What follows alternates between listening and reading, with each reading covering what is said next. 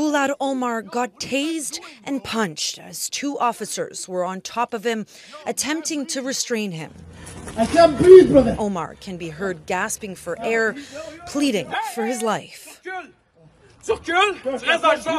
The Mississauga man was in Quebec for the weekend with relatives and friends when on September 1st, he got out of a rented car when he says an interaction with Laval police came out of nowhere and for no reason.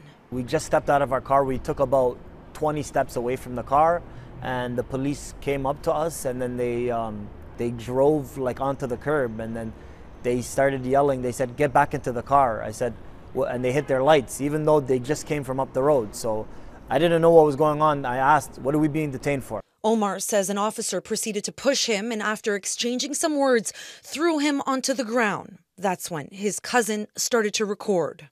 He was tased multiple times, pepper sprayed while the spit mask was over his face, right? Beaten, hit in the groin, punched in the head, and not one reason for the detainment was given, right? And I'm just thinking, like, what did we do to these guys for them to act this way? Is it just because the color of our skin that they're going to do all this? Like, it doesn't really make sense. The pair say after police backup arrived, the assault continued.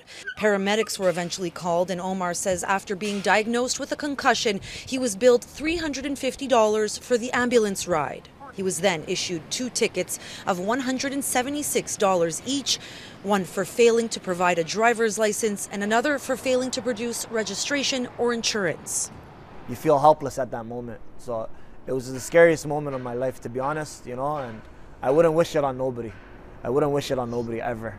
In a statement, Laval police say given the late hour and the fact that the car was near a bar, officers intercepted it to check the driver's ability to operate the vehicle.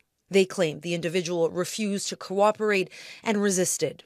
It made my blood boil. Founder of the Red Coalition, Joël de Bellefeuille, says racial profiling is common in police forces throughout the province. Just last week, a Quebec Superior Court judge ruled that racial profiling is a systemic issue within the Montreal police force and ordered the city of Montreal to compensate victims up to $5,000. These people aren't making up stuff. They're not crying wolf. This is a real phenomenon. It's a real problem.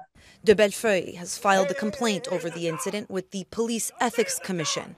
Omar, meanwhile, says he wants justice to be served and for those who made him fear for his life to be held accountable. Felicia Parillo, Global News, Montreal.